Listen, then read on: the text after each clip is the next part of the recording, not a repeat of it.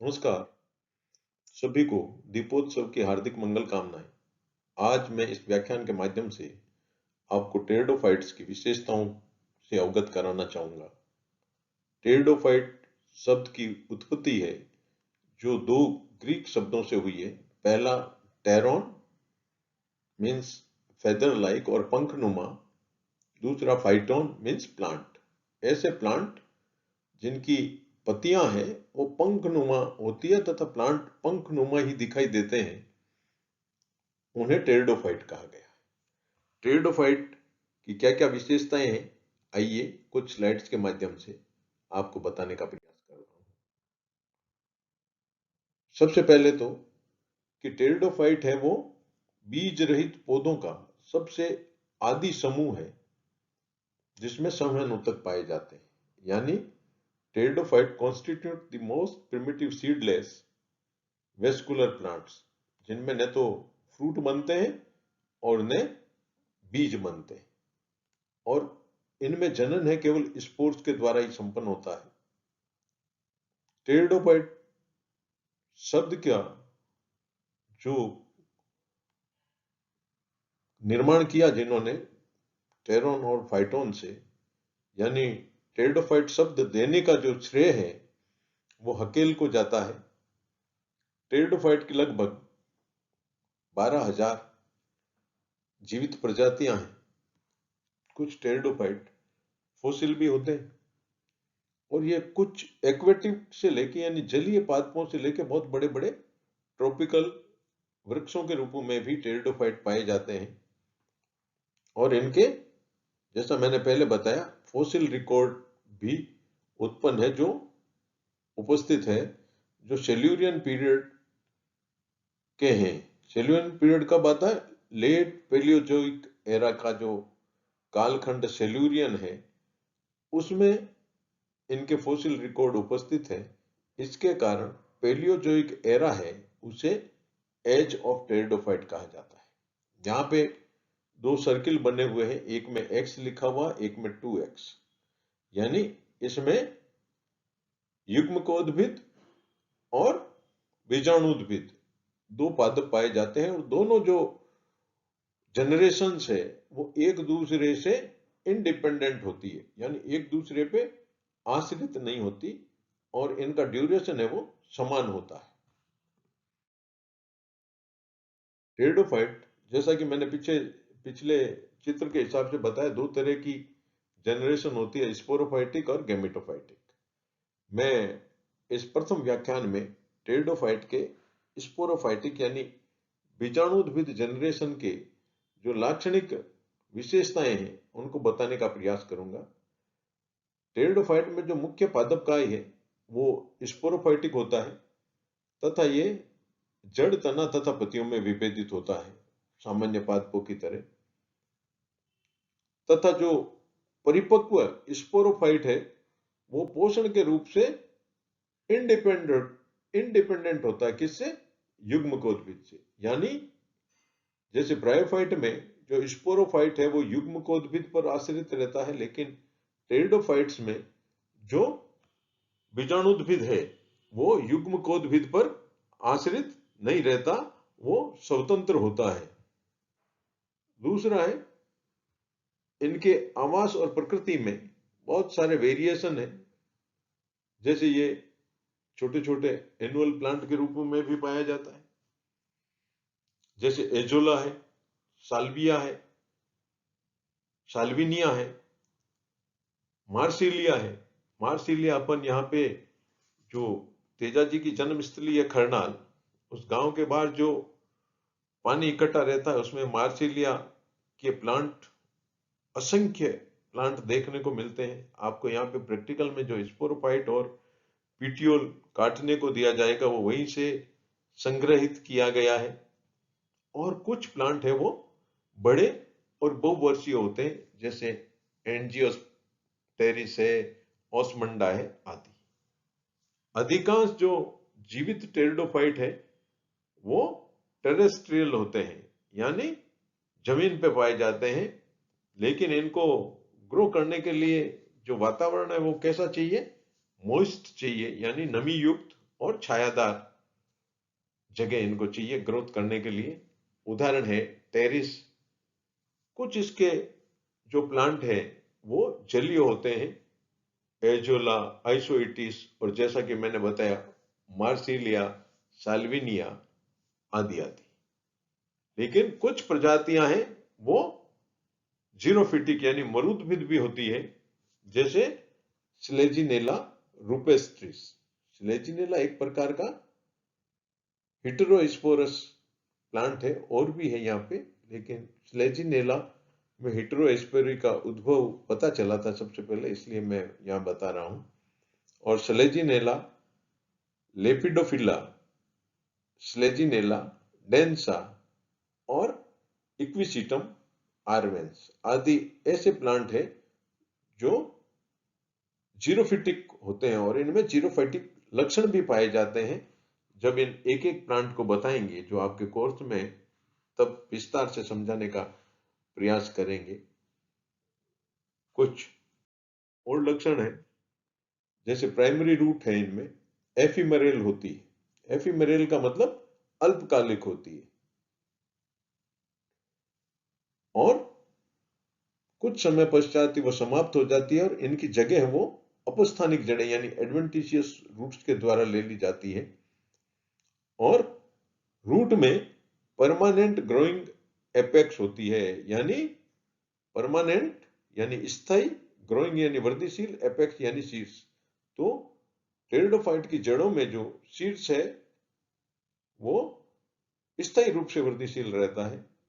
अधिकांश टेरिडोफाइट है वो हर्बेशियस तने युक्त होते हैं।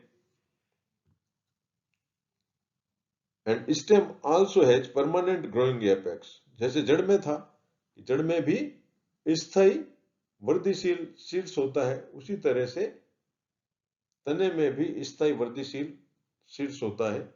लेकिन इसके अपवाद है एंजियोप्टेरिस और मराठिया, ये वुडी फर्न है। इनमें जो स्टेम का एपेक्स है वो परमानेंट वृद्धिशील नहीं होता। इनकी पत्तियां हैं वो स्केली होती है, जैसे इक्विसिटम में पाई जाती है, छोटी छोटी पत्तियां होती है। ससाइल होती है, यानी पर्णवृंत अनुपस्थित होता है, जैसे लाइकोपोडियम जिसका उदाहरण है। स्लेजिनेला में भी पत्तियों में पर्णवृंत नहीं पाया जाता है, और बहुत बड़ा पिटियोल होता है, जैसे फर्न्स की पत्तियों में, जैसे मैंने पहले आपको दिखाया था। और पत्तियों की संरचना के आधार पर टेरिडोफाइट का वर्गीकरण किया गया है। पहले तो माइक्रोफिलस टेरिडोफाइट्स, यानी ऐसे टेरिडोफाइट जिनमें पत्तियां हैं वो सिंपल होती है, एक ही मुख्य सिरा पाई जाती है, और इनमें लीफ गैप नहीं बनते स्टेम में। जैसे कि मैंने आपको पहले एक शेयर किया था, origin of स्टिलर system in pteridophyte, तो वहां पे लीफ गैप और ब्रांच गैप के बारे में बताया था। तो जो माइक्रोफिलस टेरिडोफाइट होते हैं उनमें पत्तियों के द्वारा तने में लीफ गैप नहीं बनते हैं, जैसे इक्विसिटम है, लाइकोपोडियम है, स्लेजिनेला है। और दूसरे प्रकार की जो पत्तियों के आधार पर टेरिडोफाइट का वर्गीकरण किया गया वो है मेगाफिलस टेरिडोफाइट्स। इन पत्तियों में जो इन टेरिडोफाइट में जो पत्तियां हैं उनमें कॉम्प्लेक्स सीरीज ऑफ वेन्स पाई जाती हैं, यानी जो शिराएं हैं वो अनेक पाई जाती है, और तने में लीफ गैप पाए जाते हैं, जैसे टेरिस है, ड्राइप्टेरिस है, लास्ट्रिया है आदि आदि। टेरिडोफाइट में जो तना है शाखित होता है, और जो शाखन है वो एकलाक्षी और द्विलाक्षी यानी मोनोपोडियल और डाइकोटोमसली ब्रांच्ड होता है।